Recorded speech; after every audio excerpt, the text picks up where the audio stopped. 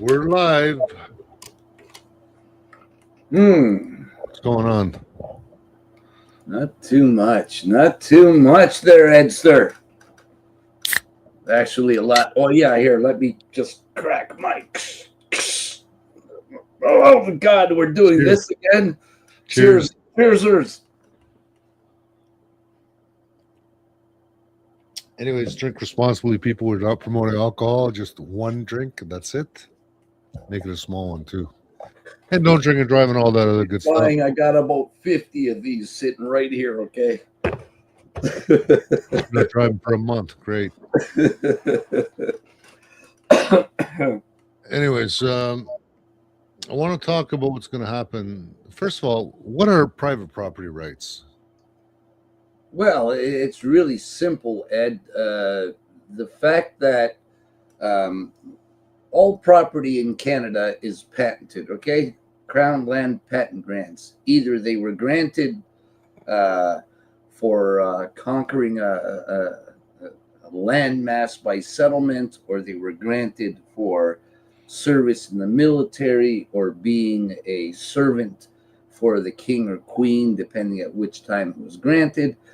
And or it was sold and people bought it. So this is private property. When you get that Crown Land Patent Grant, it is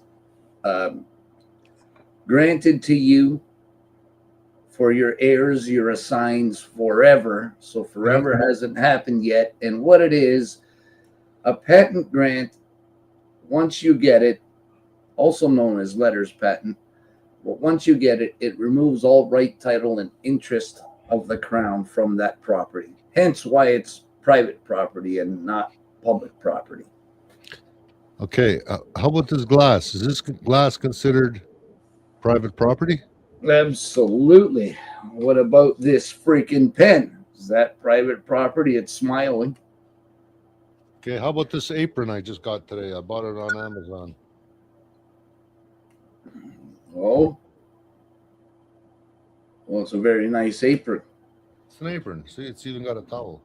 Yeah, cool. And oh, nice towel. You're showing your feminine side with it.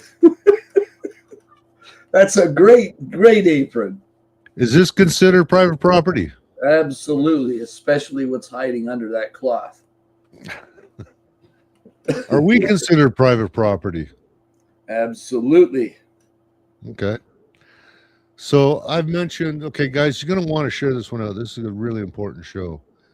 So this concept of private property and private property rights. What happens on November 9th and 10th if the judges say, you know what? It's okay. You can steal Canadians' guns. You're the government. You can do whatever you want.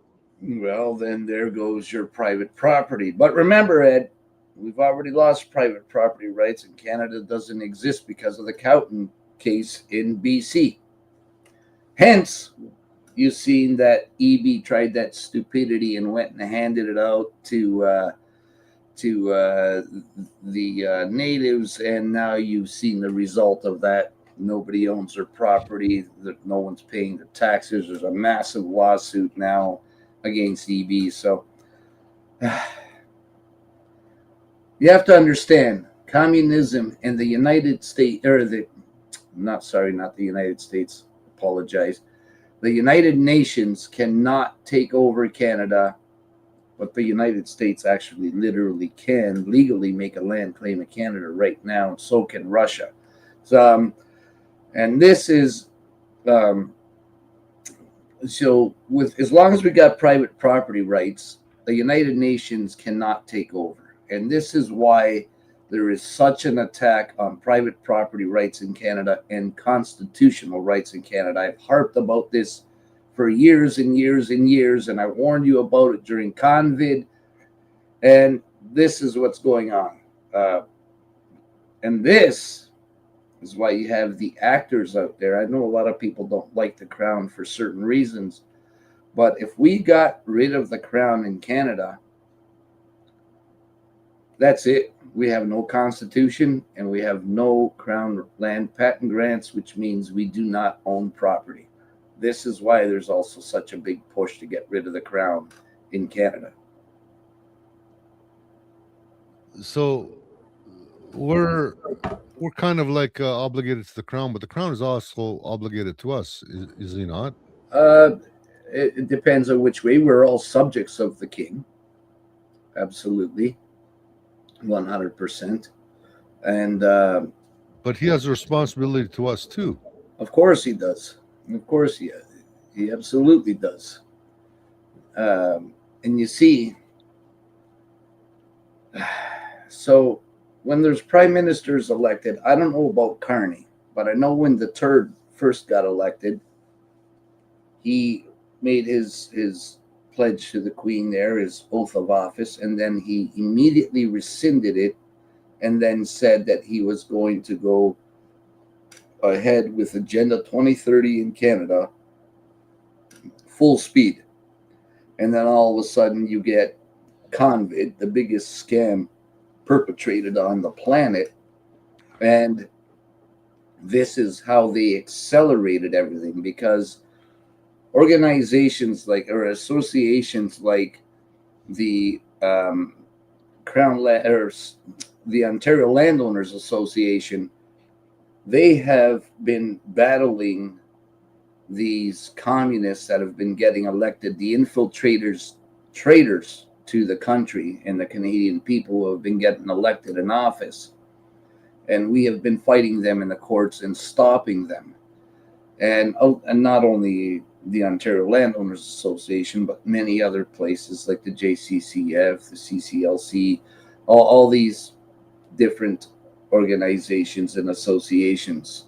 So they have been delayed. Agenda 21 was to be implemented in Canada by the year 2035, and Agenda 2030 is to be fully implemented in Canada by 2050. Those are your markers.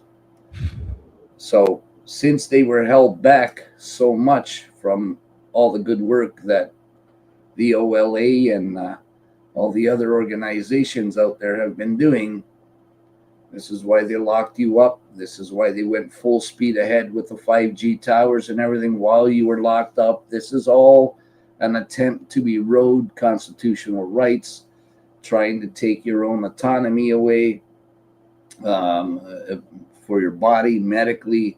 And remember, the 2010 papers and the 2017 Rockefeller Foundation papers said that once the COVID scam was over, that some of our rights would have been lost and people would still continue to do things they imposed during the COVID period. And we see them running around. Still today, you see people running around with masks. It's unfucking believable. And look how many are dying now. We got my good friend Dean Allison, who's come up with an inquiry on the injuries people have received from this COVID. We've seen what the shit show with Fossey. We see now they're all going to be holding him, and I can't remember what was it, contempt or something.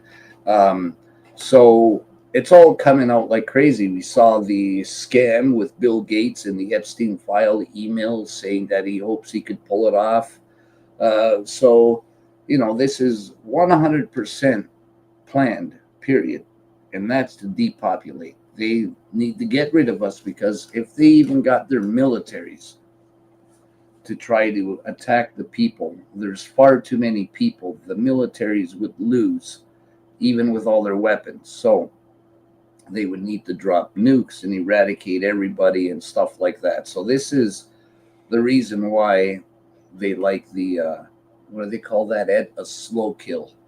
Make you take poisons that'll knock you off either instantly or up to 5 years or so. If they'll knock you off. Well, right now there's more people right now. There's more people dying in Canada than are being born. Yeah, and don't forget, throw maids into the mix. Ed, remember that was Hitler's euthanasia program, and that's being implemented.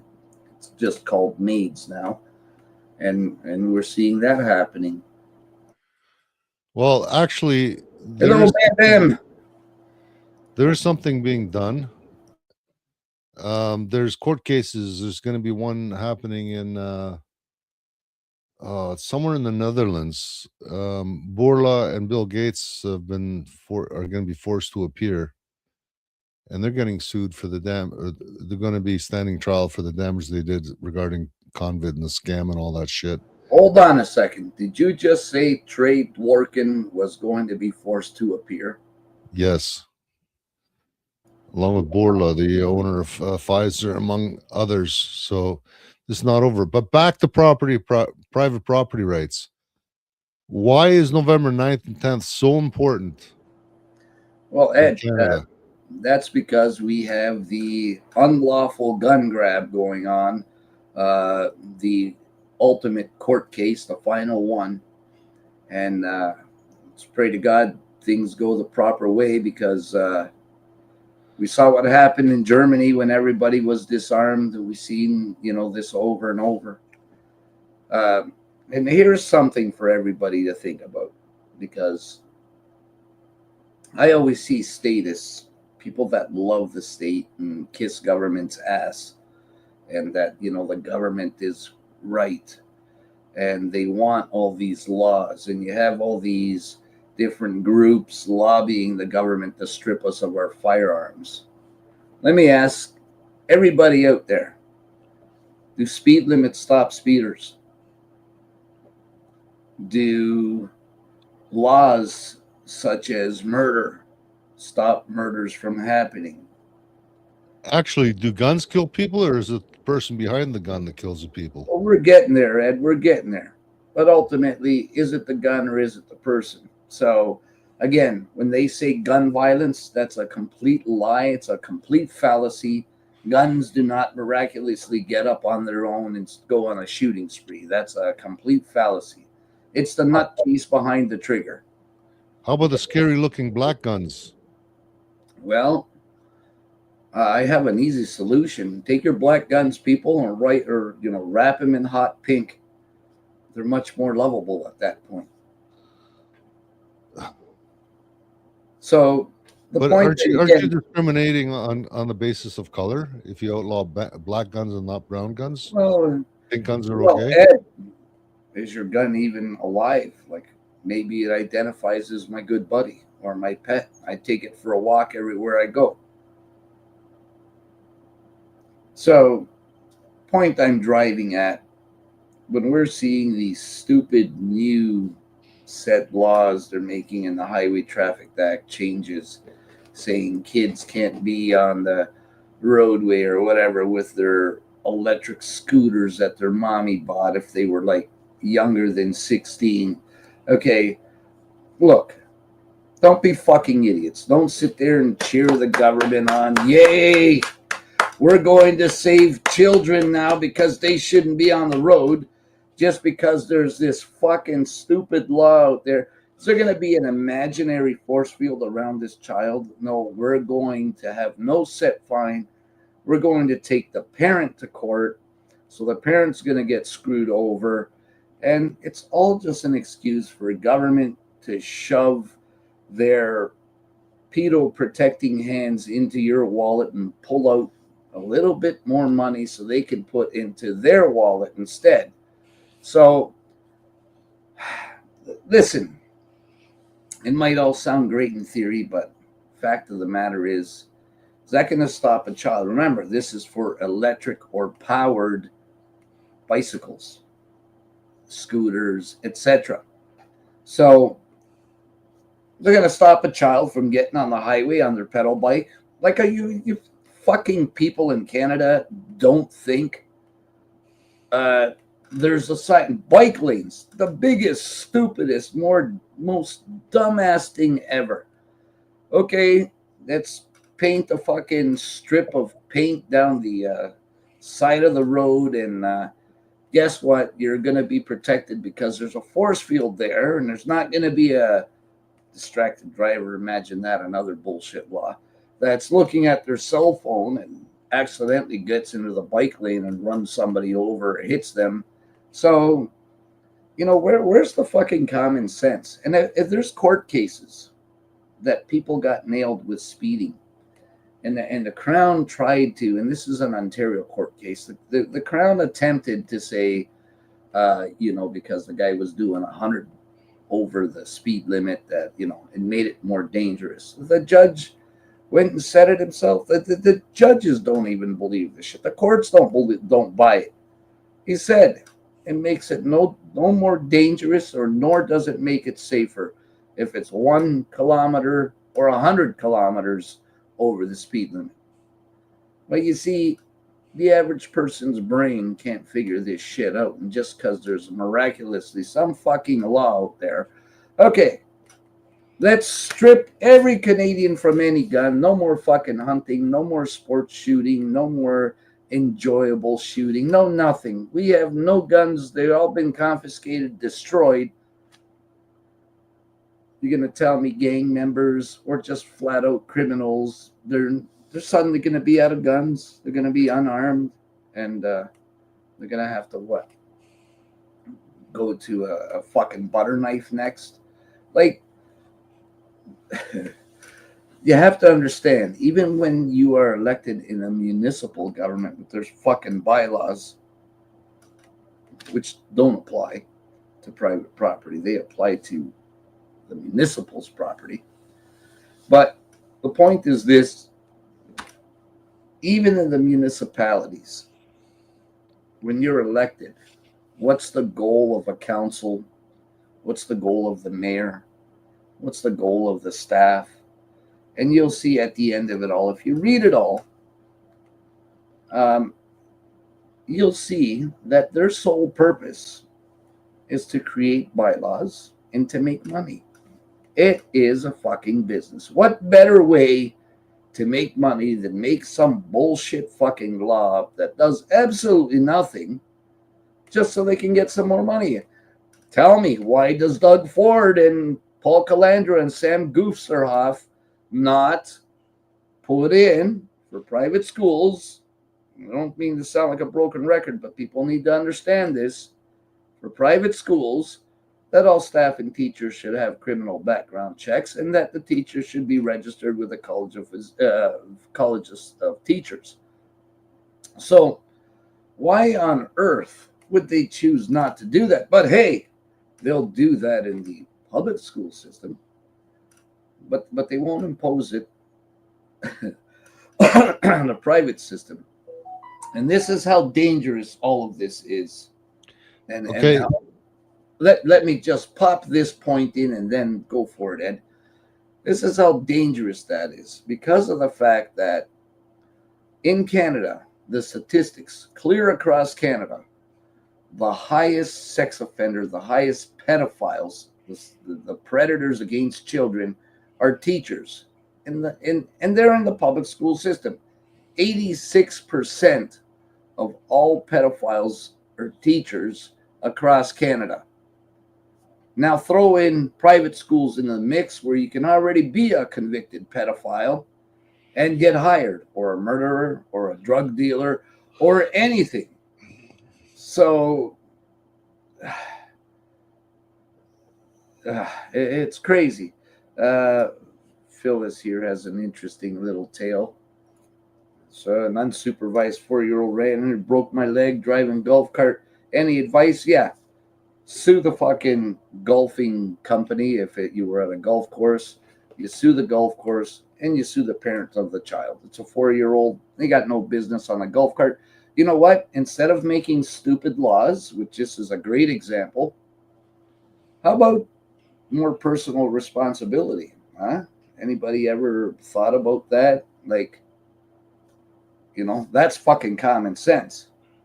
Do you need a law that says no 4-year-old on a golf course driving a golf cart? It's so fucking stupid. But that's your advice to that. Sue. Go ahead, Ed. People don't understand. A lot of people say, well, I don't have guns. About 80% of people in Canada do not have guns. They're thinking, I really don't have guns. I really don't care about guns. I'm not coming November 9th and 10th, Ottawa, in front of the Supreme Court. It really doesn't affect me. I really don't care. C'est la vie. What do you Well, say to Ed, these people? What do you say to those people? Well, then at any point in time, government can say, there goes your goodbye classic car. Hey, your muscle cars, guys. And here's a great example of why this is setting such a dangerous precedent. What they say, by 2030, we're all supposed to be on electric vehicles. There will be no more gas vehicles. So what are you going to do with your muscle car? You're going to piss in the tank, fill her up, take for a drive, and then you take it to a drive, and you get on the road, you're going to get pulled over, your car will get confiscated, and it'll end up at getting a car crushing at the scrap yard somewhere, and you're screwed. So this is the importance. They can take anything away from you, including your house, your car, your recreational vehicles, your boat, your sea-doo, your freaking your damn pen, for crying out loud. It's all private property. What a great way to bring in, you'll own nothing and be happy. There you go, Ed. And once all that's gone, then what are you gonna have? Next thing's gonna be your clothes off your back. Some cases that might be a good thing, but in other cases, hell no. Well, you see, then they can take, they can take away your car, even if it's an electric car. They can do whatever they want. This is the end of property in Canada, private property in Canada, and I don't think people understand. Well, here, let me put it in a more let me put it in a little bit more perspective. Your private property is the only place that you are supposed to have your absolute freedom, free from prying government eyes, free from anything. That's why it's private. It's your own privacy. Now, when you strip that away from you, what do you got left? Where can you go to be alone, free from prying eyes from government? You might have nosy neighbors, but build a huge fucking fence and block them out. But other than that, the court cases have already ruled, and the precedent is that when you step 1 foot off of your property, once you're off of your private property, the expectation is that you are on camera. Somebody is always filming you. Somebody is always watching you. That's the bottom line. And that is where your domain, you are the king of your domain, is now extinguished. That's a big problem. Okay, guys, any quick questions? I'm gonna end this one early. The reason being, I want you guys to share this out like crazy. I can't stress enough. November 9th and 10th in front of the Supreme Court in Ottawa. It's just down the hill. If you're already ending it, Ed. It's just to the left. When you're looking at Parliament Building, it's just to the left is the Supreme Court of Canada. This is the hill we die on, to quote Arthur Pulowski and many others. This is all right. Hold on to those brakes. Don't end it yet. I got some stuff I want to bring up about this. So, one, the fact that the Supreme Court of Canada is even hearing this case is significant in itself, because they're only going to hear about 30 to 50 cases a year. And if this was a nothing and not an interest to the public, or a very valuable, important case, it would not have heard it. But these are just some points I want to make here. And I'll give you an executive summary here of the court case. So we have, the appeals asking the Supreme Court of Canada to determine two principles in question here: whether the governor and council exceeded the authority delegated by Parliament when it enacted the 2020 firearms prohibition regulations under Section 117.15 of the Criminal Code, and the second is whether the regulations violate Section 7 of the Charter because they prohibit undefined variants and modified versions of firearms using language that is alleged to be impermissibly vague. So the applicants, and such as the ones that we are representing across Canada, are not arguing that Parliament lacks authority to prohibit the firearms. Instead, they argue that the Cabinet is acting by regulation exceeded the specific authority Parliament delegated to it. So, what we're talking about in this section, just to put it in layman's terms for you all to understand, is that section of the Criminal Code, section 117.15, is where they can confiscate, do that kind of crap, but it has to be under an emergency circumstance. So this is not it's not an emergency circumstance. I will post my summary here on my Facebook page after the show, but the main arguments we're going with is Cabinet exceeded its statutory authority, so it makes it ultra vires. The central statutory provision is 117.15 sub 2 of the Criminal Code, which states that the governor and council cannot prescribe a firearm as prohibited if, in its opinion, the firearm is reasonable for use in Canada or for hunting or for sports purposes. The appellants are arguing that Parliament deliberately limited Cabinet's regulatory authority. Cabinet cannot prohibit hunting and sporting firearms merely by regulation. And if hunting and sport firearms are prohibited, Parliament itself must enact legislation. So they have to make a law prohibiting them, in other words. So the factum argues that both lower courts effectively treated this statutory limitation as meaningless by allowing Cabinet to rely almost exclusively on generalized public safety concerns instead of demonstrating that the prohibited firearms were not reasonable for hunting or sport. And again, guys, this brings back what I spoke about earlier. Just because you make a law or something, it's not going to stop anything because it's still going to be there. The evidence supporting that we have hunting and sporting use, and so the factum relies heavily on evidence from competitive shooters, hunting organizations, firearm instructors, firearm experts.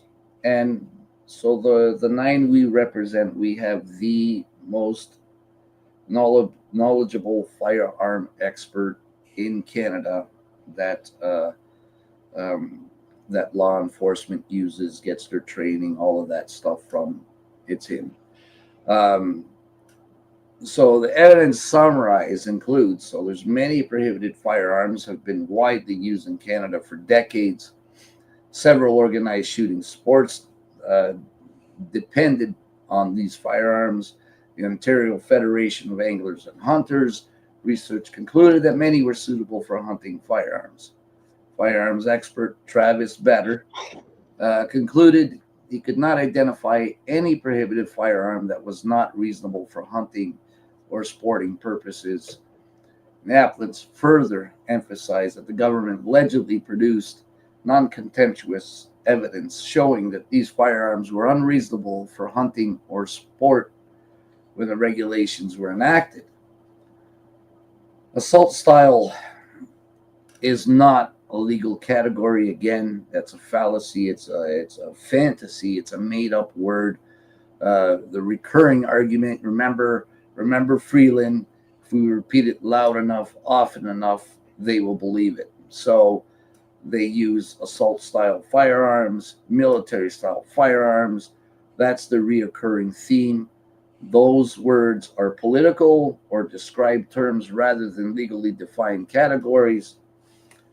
Factum distinguishes these firearms from military assault rifles, arguing that the prohibited firearms are primarily civilian semi-automatic firearms subject to Canadian magazine limits and not capable of automatic fire.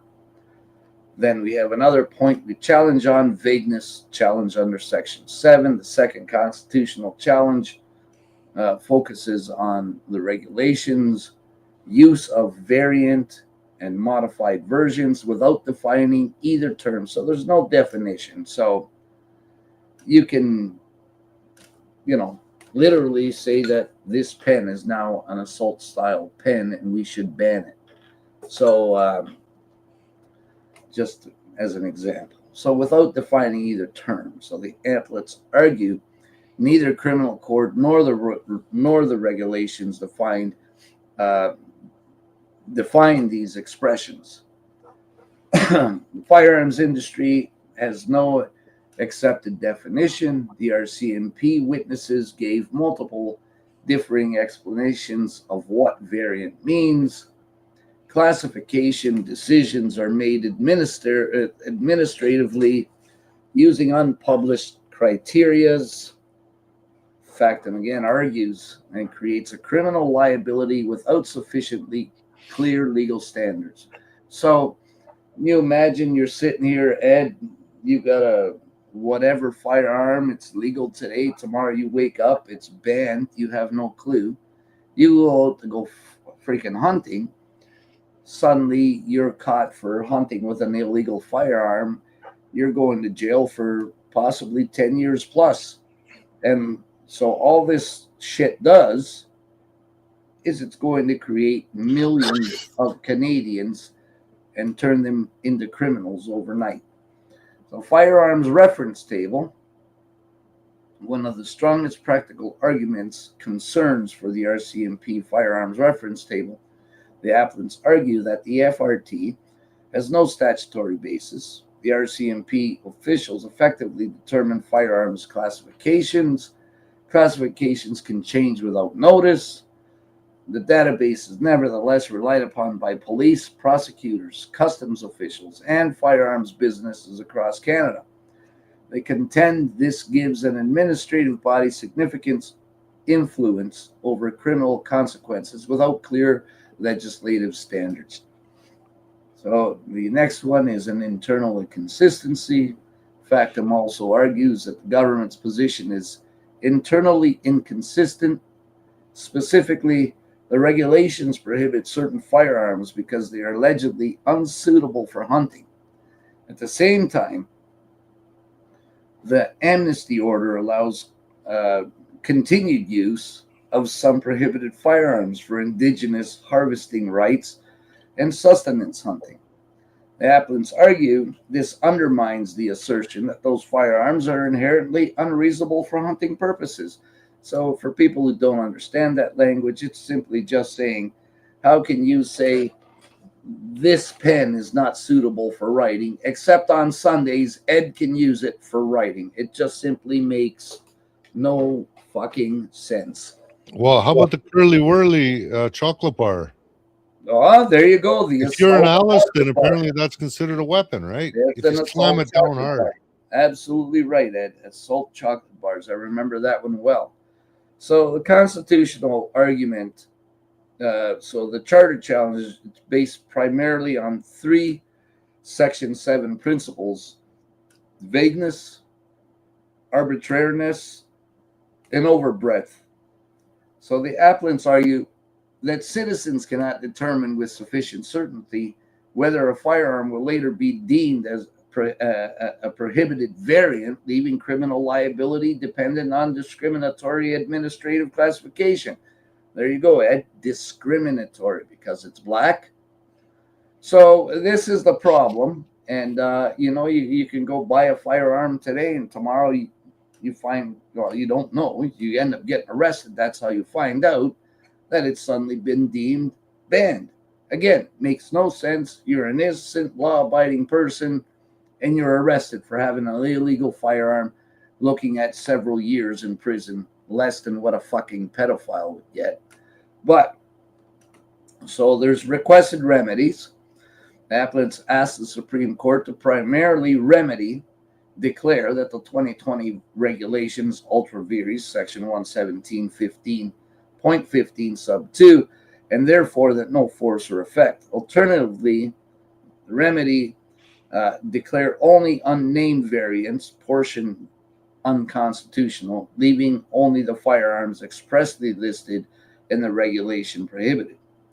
So the overall assessment from a legal perspective, the factum is built around two principles theme rather than challenging firearms regulation generally. Administrative law, whether cabinet remained within its limits of parliament placed on its delegated regulation making powers.